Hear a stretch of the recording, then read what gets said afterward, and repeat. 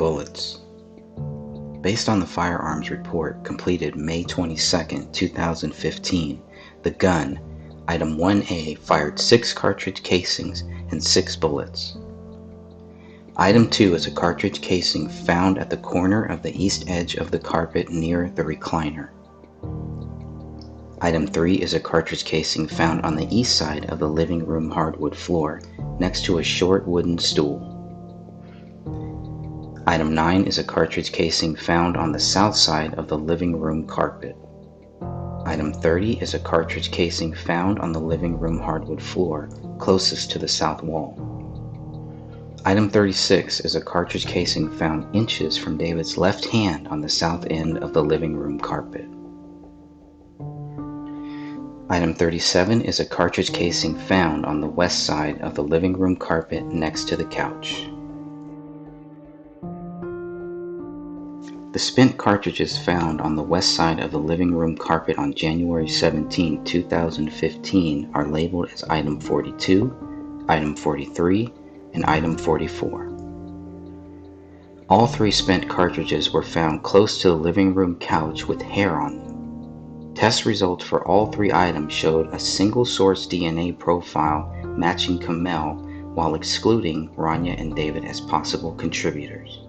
Item 42 weighed 167.96 grams, contained a blood-like and hair-like substance with expanded damage to the nose of the spent cartridge.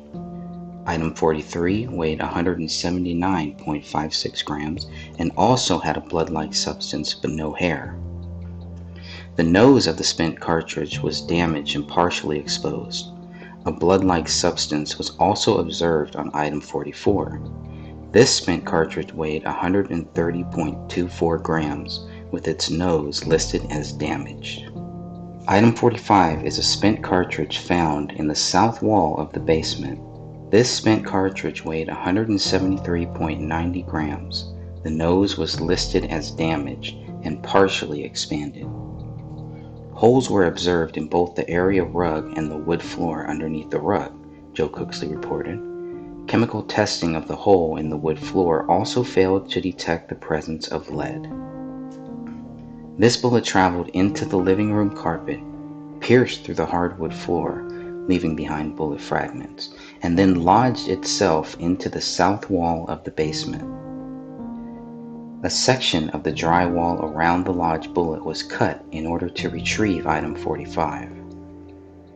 When the styrofoam behind the drywall was removed, a bullet was observed, according to Joe Cooksley. A DNA profile was not found on Item 45. Additionally, Joe Cooksley discussed running trajectory tests on the spent cartridge with BCA specialist Chris Olson. He didn't feel it was necessary, Cooksley wrote in his notes. It should be noted here that 2 spent cartridges labeled as Item 53 and 57 were found by accident on 2 separate occasions, days and weeks after the bodies were removed from the house. The others. Item 31 is labeled as a bullet fragment found near the south edge of the living room carpet. Item 7 is the unspent round compressed into the living room carpet. Several thin hairs covered the live round. Strands of hair and pieces of flesh were found close to this bullet. DNA tests were never performed on Item 7. According to BCA forensic scientist Rebecca L. Deanne, BCA crime scene team Joe Cooksley indicated that analysis is not needed on Item 7. Once the processing of the crime scene was completed between January 17th and 18th, investigators left the house with 4 spent cartridges instead of 6. Of the 4 bullets recovered from the scene, only 3 had blood on them, only Kamel's blood. Authorities missed 2 bullets when they left the house on January 18th. Those 2 bullets will be covered in detail. On January 20, 2015, Biotech Emergency Services, the company hired to clean the crime scene, was in the process of removing items from the residence when a mushroom bullet, Item 53, rolled out of the living room carpet. This spent cartridge has some white material on the surface, weighed 169.54 grams. and was found with an expanded nose. It should be noted, according to Detective Bone, that the bullet was predominantly flat on the back and was sitting on the front mushroom portion of the bullet. The bullet appeared to be mostly intact at the time of our discovering it. Item 53-1 is a swabbing of Item 53. Hairs found on the bullet were labeled as Item 53-2. This bullet contained a blood mixture of 2 or more individuals, with the major DNA profile matching Rania. Interestingly, David and Kamel were excluded from being contributors to the newly found bullet. Based on those results, authorities should have been looking for a second DNA profile. Unlike some other results, it is not stated that 99% of the general population can be excluded from contributing to the blood mixture of Item 53. Since authorities did not discover the spent round on their own, we will never know where Item 53 landed after allegedly killing Rania Crowley. What we know for sure is that Item 53 rolled out of the living room carpet on January 20th, 2015. What we still need to know is the source of the missing DNA profile or profiles associated with this bullet. Item 57.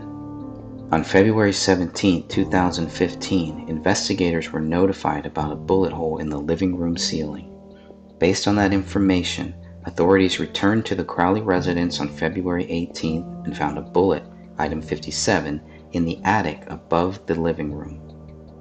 The bullet weighed 180.18 grams and is the heaviest of all 6 spent rounds.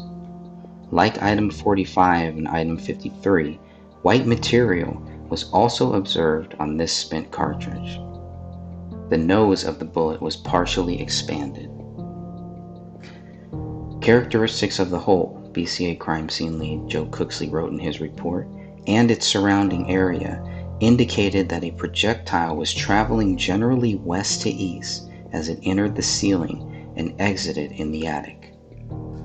After examining the bullet in the living room ceiling, authorities found Item 57 in the attic above the living room near the front door. There was no blood on this bullet, but the nuclear DNA profile matched David Crowley. The DNA profile did not match Kamel or Rania. An email exchange between BCA analyst Catherine Roach and Detective Tommy Booth stated that no one had been charged with committing a double murder-suicide.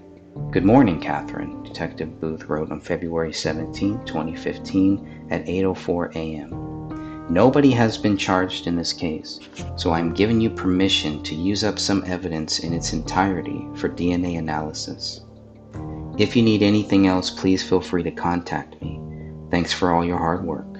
Attempting to connect Item 57 to the alleged murder weapon, authorities compared the bullet recovered to a bullet fragment found in the living room labeled as Item 31.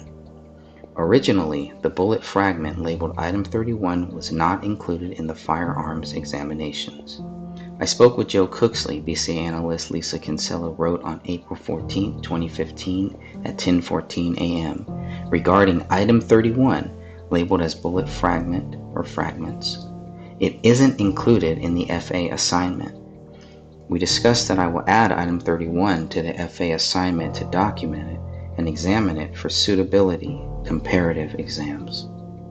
The bullet fragment labeled Item 31 weighed 19.14 grams.